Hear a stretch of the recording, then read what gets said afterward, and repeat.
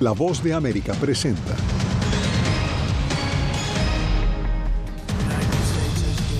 Estados Unidos sigue impulsando acuerdo de minerales con Ucrania en el marco de las negociaciones para poner fin a la guerra en Europa del Este. Jefe del Pentágono visita la base naval de Guantánamo, centro de detención de migrantes indocumentados. Nueva York cierra las puertas de un hotel que operaba como albergue para migrantes. Y Venezuela tendrá su propio santo. El Papa Francisco aprobó la canonización del beato José Gregorio Hernández.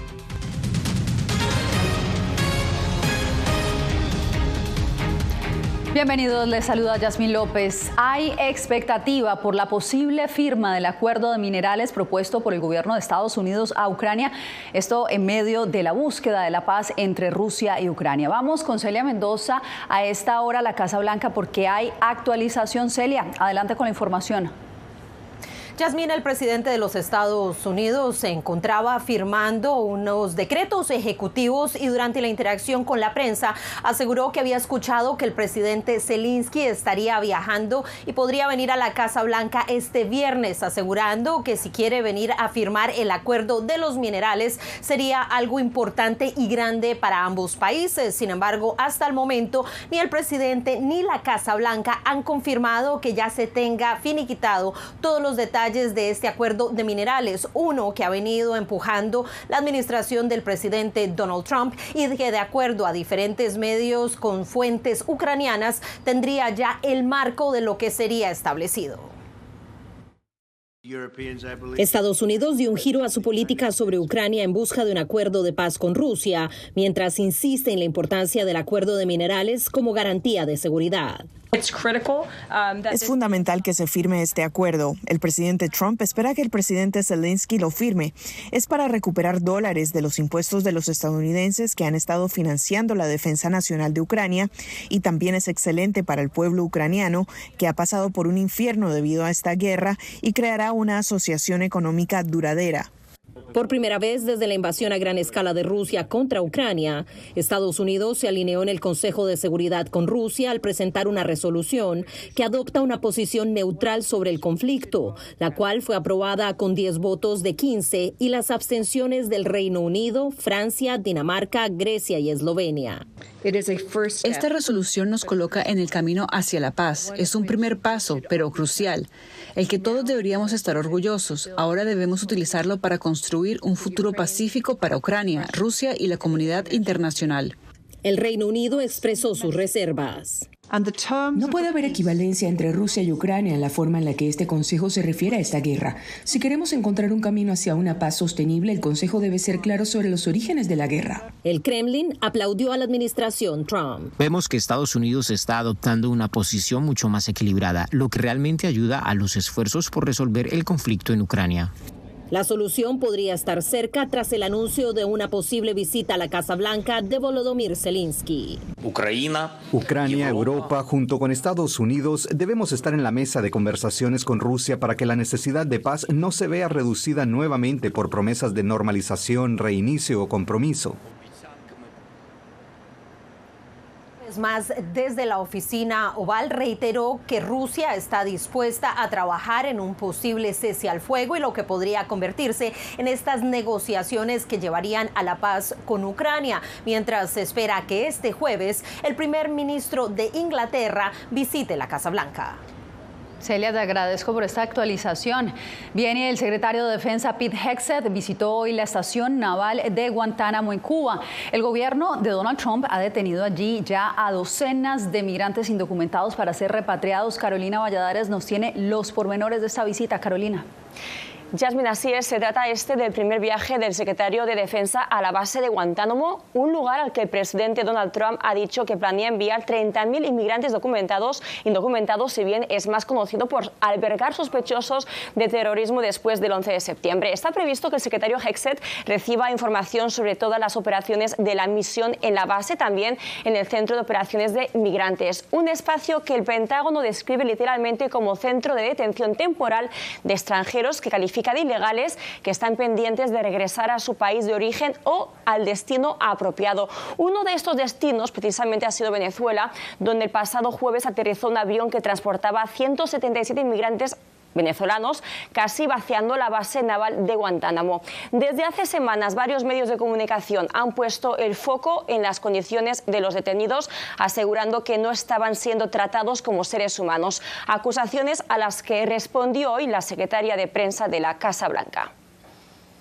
Es una promesa con la que el presidente hizo campaña. Si invades las fronteras de nuestra nación, si violas las leyes de nuestro país y si luego cometes crímenes atroces y brutales en el interior de nuestro país, como violar y asesinar mujeres y niñas inocentes que respetan la ley y cometer actos de violencia, entonces serás deportado de ese país y es posible que te detengan en la bahía de Guantánamo. Estamos hablando de criminales, no lo olvides. Según el Departamento de Seguridad Nacional, de los 177 deportados venezolanos, 126 personas tenían cargos o condenas penales, incluidos 80 supuestamente afiliados a la pandilla venezolana Tren de Aragua. Sin embargo, los registros judiciales muestran que cerca de un tercio de los venezolanos detenidos no tenían antecedentes penales, lo que contradice las afirmaciones de la secretaria de prensa de la Casa Blanca y del propio Trump de enviar, dicen, a Guantánamo a quienes califican como peores criminales extranjeros que amenazan al pueblo de los Estados Unidos. Yasmín. Carolina, gracias. Y Nueva York sigue dando un giro en sus políticas migratorias. El alcalde Eric Adams anunció este martes el cierre de uno de los hoteles que ha servido durante meses como centro de bienvenida de migrantes recién llegados al país. Ángela González nos reporta sobre lo que pasará con el histórico Hotel Roosevelt. El histórico Hotel Roosevelt, que ha sido el centro de la polémica por la administración Trump, que acusó a la ciudad de Nueva York de albergar a criminales allí, cierra sus puertas a los migrantes. Así lo anunció el alcalde Eric Adams. Queremos anunciar que el Hotel Roosevelt, que ha servido tanto como centro de llegada de migrantes en una respuesta de emergencia humanitaria como lugar de asistencia durante casi 2 años, cerrará en los próximos meses. Adams, quien ha anunciado el cierre de al menos 53 albergues para migrantes en los últimos meses, dijo que mantiene la política de permitir estadías de 30 a 60 días en los refugios, pero que ya son más de 180,000 personas que no están en el sistema municipal. A activistas les preocupa que esto engrose la población desamparada. Gente pobre o gente que trabajen no tenga muchos recursos para pagar la renta. La renta sigue subiendo ya en décadas y a veces es imposible pagar la renta y mucha gente tiene que no sigan a la calle, pero en homeless shelters o casas de desamparados. Afuera del Hotel Roosevelt, algunos como Alexander no han sido notificados del cierre. Hasta el momento no me han dicho nada, no han dado respuesta al respecto de eso que se ha dicho en la noticia. Este hotel, que cuenta con casi 1,000 habitaciones, fue el centro de procesamiento de la migración en la ciudad durante el pico de la crisis en mayo de 2023. Ángela González, Voz de América, Nueva York. Precisamente, tanto la migración como la economía fueron temas prioritarios para los estadounidenses cuando votaron el pasado 5 de noviembre en las elecciones presidenciales.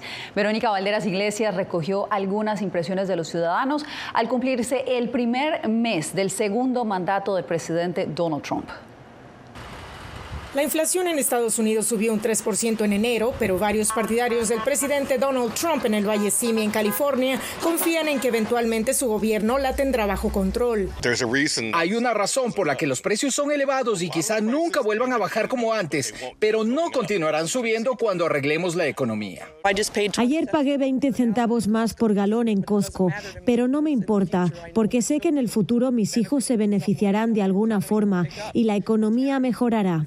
Michael Bernanke resta importancia a las preocupaciones de varios economistas sobre los aranceles que planea imponer Trump a otros países y el posible incremento de precios que podría generar.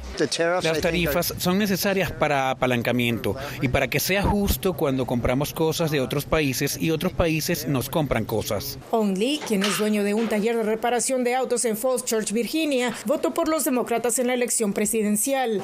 Si Trump impone aranceles a las piezas de repuesto, tendrá que pasar parte de los costos a sus clientes. No compro partes directamente a Canadá, México o China, pero tengo un intermediario y cuando me cobre más tendré que incrementar los precios o no podré manejar mi negocio. El restaurantero Douglas Crocker también votó por los demócratos y está haciendo ajustes a su negocio en Washington debido a la inflación. Lidiamos con compradores mayoristas y hemos tenido que presupuestar y prestar más atención a los precios. El también restaurantero Konstantin Stavropoulos dice que si se imponen aranceles a productos como los aguacates mexicanos, podría verse obligado a aumentar aumentar los precios de ciertos platillos. Aunque no votó por Trump, se dice optimista de que algunas de sus políticas mejorarán la economía. Espero que cumpla con exentar de impuestos a las propinas de los empleados. Ayudaría demasiado a nuestra industria. También espera que el gobierno de Trump reduzca los costos de energía, pues dice que impactan las entregas de productos en camión. Verónica Valderas Iglesias, Voz de América, Washington. Los fondos de Medicaid, el programa de salud pública de Estados Unidos, está en evaluación. Legisladores republicanos están buscando también imponer restricciones y recortes a este presupuesto. Fernando Mejía nos reporta que la iniciativa ya genera alerta entre médicos y beneficiarios. El esposo de María Hernández está en tratamiento de diálisis y ambos padecen de diabetes. Su salud y bienestar dependen en su totalidad del programa Medicaid. Ay, pues me pongo nerviosa porque ¿de dónde voy a agarrar para mis medicinas? Más de 80 millones de estadounidenses de bajos recursos obtienen atención médica gratuita a través de Medicaid. El estado de California se encuentra entre los 6 estados con más beneficiarios de ese programa. La mayoría de ellos son personas adultas y niños de origen inmigrante y de bajos recursos. Administradores de salud advierten que cualquier cambio al Medicaid podría ser contraproducente. Y entonces cuando ustedes ponen reglas, lo que hace es que estas personas con problemas médicos serios se salen de los programas. Esos problemas crónicos se hacen peores. El programa Medicaid no solo cubre gastos médicos de los pacientes, es un programa que además da fondos a hospitales, clínicas comunitarias, doctores y enfermeras. Es una pieza clave en el cuidado de la salud de la gente de escasos recursos. Muchas de las clínicas pequeñas, hospitales rurales y también hospitales comunitarios pueden realmente estar en peligro. Los congresistas republicanos sopesan condicionar el acceso a Medicaid a tener un empleo. Fíjese, y yo como voy a trabajar tengo 70 años y ahorita ya no me van a recibir en algún trabajo. También se busca que haya un límite en los reembolsos que el gobierno federal realiza a los estados por concepto de Medicaid. Le va a ser muy fácil a los estados decir, vamos a bajar el número de personas que vamos a cubrir porque no podemos. Según la Fundación Kaiser e información del Congreso, el estado de Nuevo México sería de los más afectados ya que el 33% de su población recibe Medicaid, en Nueva York un 32% y en California un 26%. Fernando Mejía, Voz de América, Los Ángeles, California. En la gobernación de Florida están proponiendo replicar la estrategia del presidente Donald Trump y crear en el estado su propio departamento de eficiencia gubernamental, el mismo que ha desmantelado USAID y el Departamento de Educación. José Pernalete nos informa que detractores de la medida temen que los recortes de personal obedezcan a orientaciones ideológicas y no a la economía. En el estado de Florida se sugiere la creación de una agencia similar al Departamento de Eficiencia Gubernamental puesto en marcha por el presidente Donald Trump y encabezado por el empresario Elon Musk. Washington es una bestia muy diferente a Florida, porque no se ha prestado atención a esto durante muchas décadas. Esta entidad en Florida estaría dirigida a auditar universidades del estado y prevé la cancelación de decenas de juntas y comisiones a través de la tecnología. Aprovechar cosas como la inteligencia artificial para poder revisar los pagos y los contratos. Tenemos personas que revisan estos contratos. El propósito de la agencia, según DeSantis, es reducir la burocracia. Y es simplemente sentido común. Quienes tienen a su cargo recursos escasos de los contribuyentes siempre deben buscar optimizar esos recursos. Al respecto, la ex representante estatal demócrata Daisy Baez dice que esa burocracia a la que se quiere eliminar en Tallahassee ha sido creada por los republicanos que tienen dominio legislativo desde hace décadas. Porque ellos han tenido control de la Cámara Alta, de la Cámara Baja y de la Gobernación de la Florida. Son los que lideran todas las agencias del estado de la Florida. Son los que han creado todas las leyes. Otro miembro del Partido Demócrata advierte sobre la posibilidad de que los despidos ocurran por motivos ideológicos. Tenemos que tener cuidado que DeSantis no solamente se esté aprovechando del momento para hacer noticia, y segundo, que corte programas que realmente no estén siendo malgastados, sino que él está políticamente en desacuerdo. Este proyecto de ley se debatirá en sesiones del mes de marzo. José Pernalete, Voz de América, Miami. Ismael El Mayo Zambada estaría dispuesto a declararse culpable para evitar la pena de muerte, así lo informó su abogado. Este martes, México informó que el gobierno de Estados Unidos aún no ha respondido a la solicitud que hizo el año pasado para extraditar al cofundador del cártel de Sinaloa, Ismael El Mayo Zambada. Recordemos que Zambada fue arrestado el año pasado en un aeropuerto de Nuevo México y enfrenta múltiples cargos en Estados Unidos, de los cuales se ha declarado no culpable, entre ellos acusaciones de narcotráfico, lavado de dinero y posesión de armas. Cuando volvamos, feligreses en Venezuela celebran el anuncio de la canonización del médico de los pobres, el beato José Gregorio Hernández.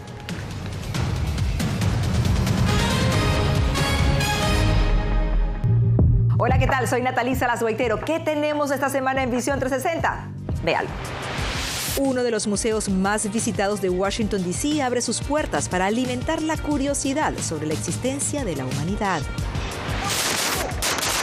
Y nos vamos al Viejo Oeste para revivir la historia de hombres a caballo y buscadores de plata que construyeron gran parte de las estampas de Estados Unidos en los años 1800. Disponible en todas las plataformas de La Voz de América.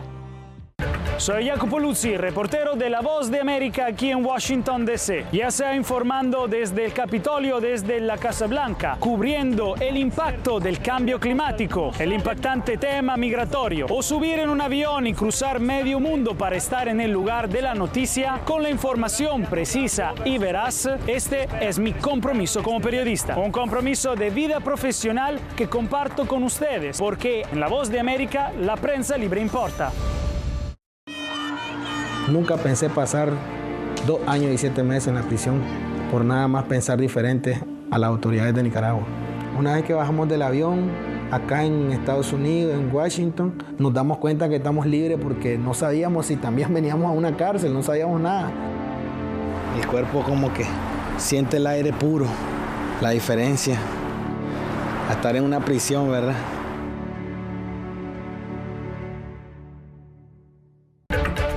Soy Celia Mendoza, corresponsal internacional de La Voz de América. Desde que me uní a este equipo de profesionales hace más de una década, he tenido la oportunidad de descubrir un mundo de noticias que comparto con ustedes. La Voz de América habló con el director. Porque siempre estoy en el lugar de los hechos, entregando información veraz, clara y precisa, manteniendo nuestro compromiso periodístico, porque en La Voz de América, la prensa libre importa.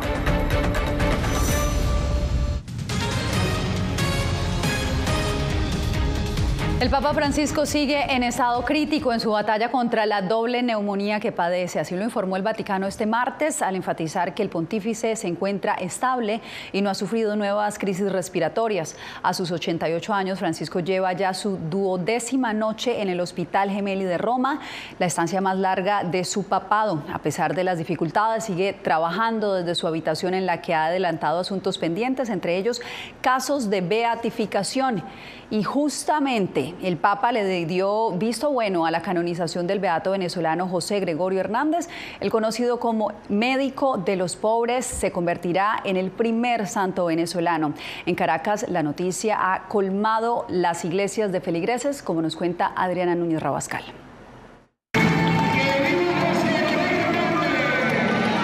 El camino para declararlo santo tomó 76 años, pero poco después de su muerte, en 1919, los venezolanos ya le rezaban buscando alivio a enfermedades. Al enterarse de su canonización, los creyentes celebraron la noticia en la iglesia donde reposa su cuerpo. Yo intenté muchas veces quitarme la vida. Cuando estaba en el hospital, lo vi. No me daban esperanzas de salvarme. Yo me veía prácticamente ya muerta y gracias a él estoy aquí. El doctor José Gregorio, como también le dicen los venezolanos, fue médico y profesor universitario, y aunque intentó ordenarse sacerdote, la comunidad religiosa de su época le pidió mantenerse en las aulas impartiendo sus conocimientos científicos, pero fue la generosidad con la que atendía a los enfermos lo que dio pie a la devoción. ¿Desde cuándo tenía que ser santo él? Bueno, ya llegó. Mira, pedirle por mi familia, ni siquiera por mí, porque estoy esperando para ser operada de corazón abierto, sino por todos los que están enfermos. Aunque miles le atribuyen curaciones, el Vaticano reconoce como un milagro del llamado médico de los pobres la sanación de una niña que recibió un disparo en la cabeza en 2017 y a quien los especialistas no daban esperanzas. Luego de un mes donde intervinieron muchas personas, la mamá ora a José Gregorio Hernández por la intercesión. La niña sale como si no hubiese pasado nada. A ella le falta una parte de la masa encefálica. La canonización da luz verde a que cualquier templo católico del mundo pueda rendir culto público a José Gregorio Hernández. Adriana Núñez Rabascal, Voz de América, Caracas. Y en Argentina, la tierra que vio nacer al Papa Francisco, también miles de feligreses oran por la pronta recuperación del sumo pontífice. Gonzalo Báñez nos envía la historia. Hoy nos reunimos para rezar por su salud. Miles de personas respondieron al llamado de la Iglesia Católica en la Argentina y se congregaron para rezar por la salud del Papa Francisco. Desde el inicio de su internación, las cadenas de oración se extienden a lo largo y ancho del país. Cualquier situación que le pase a él es como que le pasa a uno en el interior del corazón también, cuando uno es una persona de fe. Espero que Dios lo acompañe. Espero que se recupere, sí, por supuesto. Que vuelva a dar misa, que vuelva a hacer recorrido en la basílica. A lo largo de la última semana se multiplicaron los gestos de los fieles para pedir por la pronta recuperación del Papa Francisco. El icónico obelisco de la ciudad de Buenos Aires exhibió su rostro durante el fin de semana y el Arzobispado de Buenos Aires convocó a una gran misa de la que participaron creyentes y políticos de distintos sectores. Hoy su fragilidad quiere ser nuestra fortaleza. Hoy también, rezando por él, le pedimos perdón a Dios por las veces que lo hemos descalificado, lo hemos acusado, lo hemos manchado en su honor. Mientras el mundo entero pide por la salud del Papa Francisco, en la Argentina, el país que lo conoció como Jorge Bergoglio, los fieles y creyentes prometieron que seguirán movilizándose para rezar por él, tal como pide el sumo pontífice. Gonzalo Báñez Villar, Voz de América, Buenos Aires, Argentina. Hacemos una nueva pausa y ya regresamos. Soy Julia Riera, periodista de La Voz de América en Washington. Tengo el placer de contarte la actualidad de Estados Unidos y el mundo a través de la televisión y nuestra página web. Para la semifinal, también comparto contigo las noticias más destacadas a través del canal de WhatsApp de La Voz de América. Esta edición especial. Y así, desde todas las perspectivas y reportando sobre los temas que hacen historia, puedas formar tus propias opiniones. Porque en La Voz de América, la prensa libre importa. Desde las ciudades más emblemáticas hasta los rincones más remotos del planeta. La Voz de América te trae las noticias más recientes. Con una garantía de credibilidad y balance. Como la mayor radiodifusora de noticias de Estados Unidos a la comunidad internacional, te ofrecemos una perspectiva única sobre la realidad de este país, Latinoamérica y el resto del mundo. Ya sea a través de radio, televisión, web o redes sociales, estamos a tu lado en cada plataforma. Soy Yair Díaz, corresponsal de La Voz de América en Colombia. El reto de informarte de manera veraz, precisa y objetiva en un mundo donde la verdad es cada vez más difusa es lo que me motiva a trabajar en La Voz de América. 5 vehículos militares que recibir a Colombia. Desde las calles de Bogotá, desde donde ocurren las noticias que más te impactan, te informamos de manera independiente para que, con base en hechos, te formes tu propia opinión, porque en La Voz de América, la prensa libre importa. Poder ser la voz de la denuncia de tantas personas que sienten fuertemente vulnerados sus derechos. Una de las patas que sostiene la democracia debe ser la libertad de prensa. Periodismo, la prensa libre importa. Una coproducción de La Voz de América con nuestras afiliadas en la región. ¿Cómo garantizar que las voces lleguen a quien tienen que llegar? Impunidad, indolencia de la justicia son nuestros principales enemigos. Disponible en vozdeamerica.com.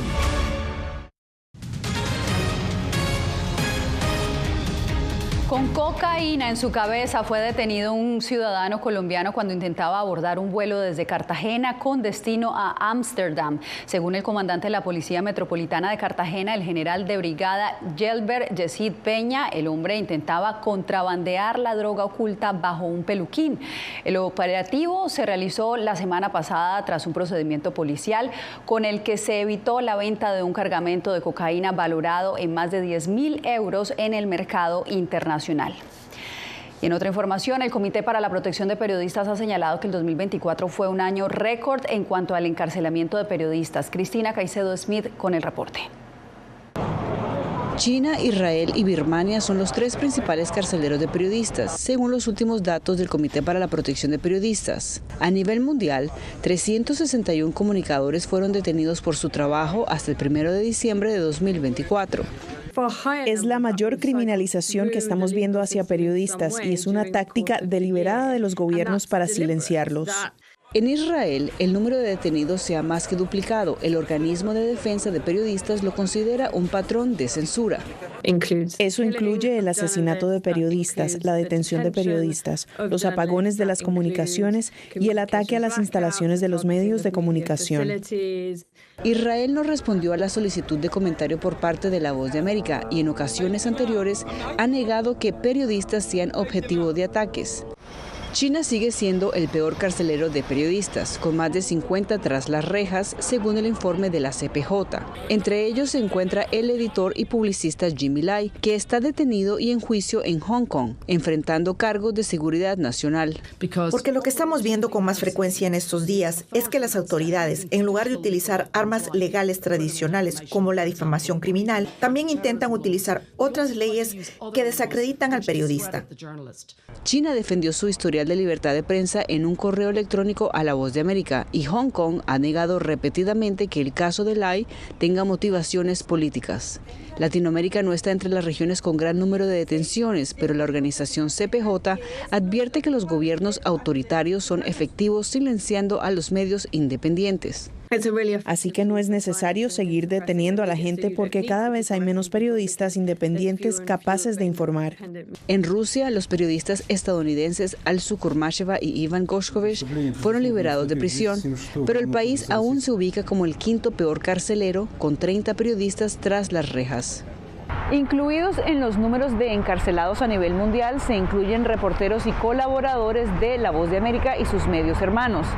Estos se llevan a cabo en Myanmar, Bielorrusia, Rusia, Vietnam y Azerbaiyán, todos los cuales se encuentran entre los 10 peores carceleros de periodistas a nivel mundial. Cristina Caicedo Smith, Voz de América, Washington. Nosotros tenemos más información, usted no se mueva, ya regresamos. Esta semana en Foro, ¿en qué consiste la estrategia del presidente Trump para poner fin a la guerra en Ucrania? Ha sido claro el presidente Donald Trump en 3 pilares que son el alto al fuego inmediato, los mecanismos de disuasión y una mayor contribución europea. Yo creo que durante la campaña del presidente Trump, él dejó muy claro su posición frente al conflicto. Foro, una fuente de información confiable. Soy Néstor Aguilera, corresponsal de La Voz de América en el Ecuador. Informar sobre la realidad de un país exige una alta dosis de responsabilidad periodística, más aún cuando las noticias evolucionan a cada instante. Aquí en La Voz de América encuentras noticias veraces, precisas y balanceadas, valores profesionales que me motivan a trabajar día a día para informarte de manera profunda sobre los temas que más impactan tu vida diaria. Porque en La Voz de América, la prensa libre importa. Uno de los mayores centros de producción global de opio está experimentando profundos cambios a medida que los talibanes intensifican su lucha contra la industria de la droga. Helmand, la maldición de los narcóticos, una investigación exclusiva de La Voz de América que nos lleva a lo más profundo de las plantaciones de amapolas en Afganistán. Ahora en todas nuestras plataformas.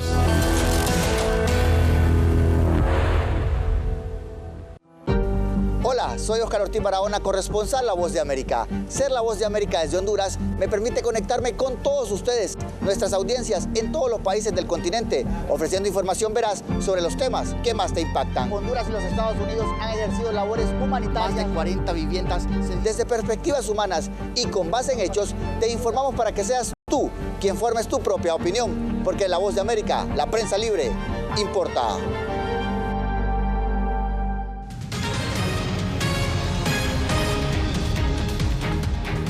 El futuro del transporte parece ir cada vez más rápido. En California, una nueva compañía llamada Aleph Aeronautics hizo una demostración de su coche volador. La prueba duró solo 40 segundos. Este vehículo despegó, voló y aterrizó para luego seguir circulando por la carretera. La pregunta que se hacen ahora muchos es: ¿será que autos como este nos sacarán pronto del tráfico en las vías? Pues solo el tiempo lo dirá, pero lo que sí sabemos es que más de 3.000 personas ya han hecho su pedido. Con estas imágenes nos despedimos por hoy. Les informó Yasmín López. Gracias por acompañarnos en El Mundo al Día.